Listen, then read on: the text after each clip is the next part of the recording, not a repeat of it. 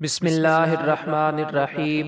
ایک حدیث میں ارشاد ہے کہ جس شخص کو کوئی بھی ضرورت پیش آئے، دینی ہو یا دنوی، اس کا تعلق مالک الملک سے ہو یا کسی آدمی سے، اس کو چاہیے کہ بہت اچھی طرح وضو کرے، پھر 2 رکعت نماز پڑھے، پھر اللہ تعالیٰ کی حمد و ثنا کرے اور پھر درود شریف پڑھے، اس کے بعد یہ دعا پڑھے، انشاءاللہ اس کی حاجت ضرور پوری ہوگی۔ دعا یہ ہے: لا الہ الا اللہ الحلیم الکریم، سبحان اللہ رب العرش العظیم، الحمد للہ رب العالمین، اسألک موجبات رحمتک وعزائم مغفرتک والغنیمت من کل بر والسلامت من کل اسم، لا تدع لی ذنبا الا غفرتہ یا ارحم الراحمین، ولا ہما الا فرجتہ ولا حاجتا ہی لک رضا الا قضیتہا یا ارحم الراحمین۔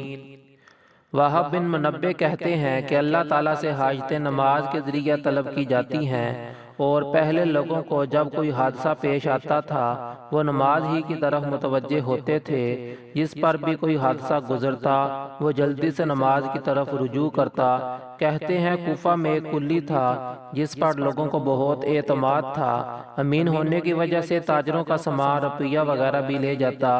ایک مرتبہ وہ سفر میں جا رہا تھا، راستہ میں ایک شخص اس کو ملا، پوچھا کہاں کا ارادہ ہے؟ کلی نے کہا فلاں شہر کا۔ وہ کہنے لگا کہ مجھے بھی جاننا ہے، میں پاؤں چل سکتا تو تیرے ساتھ ہی چلتا، کیا یہ ممکن ہے کہ 1 دینار کرایہ پر مجھے خچر پر سوار کر لے؟ کلی نے اس کو منظور کر لیا، وہ سوار ہو گیا۔ راستہ میں ایک دوراہا ملا، سوار نے کہا کدھر کو چلنا ہے؟ کلی نے اشارے آنکھ کا راستہ بتایا۔ سوار نے کہا یہ دوسرا راستہ قریب کا ہے اور جانور کے لیے بھی سہولت کا ہے کہ سبزہ اس پر خوب ہے۔ کلی نے کہا میں نے یہ راستہ دیکھا نہیں۔ سوار نے کہا کہ میں بارہا اس راستہ پر چلا ہوں۔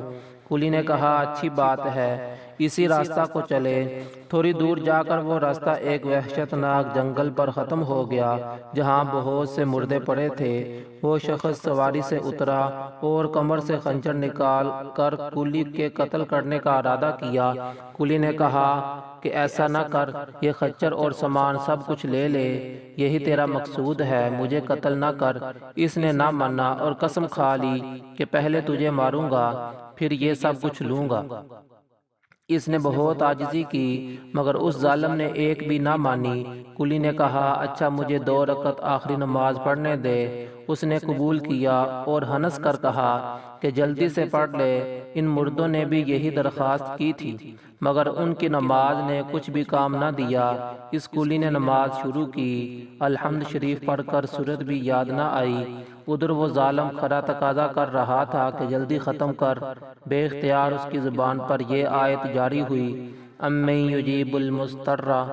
یہ پڑھ رہا تھا اور رو رہا تھا کہ ایک سوار نمودار ہوا جس کے سر پر چمکتا ہوا خود تھا، یعنی لوہے کی ٹوپی۔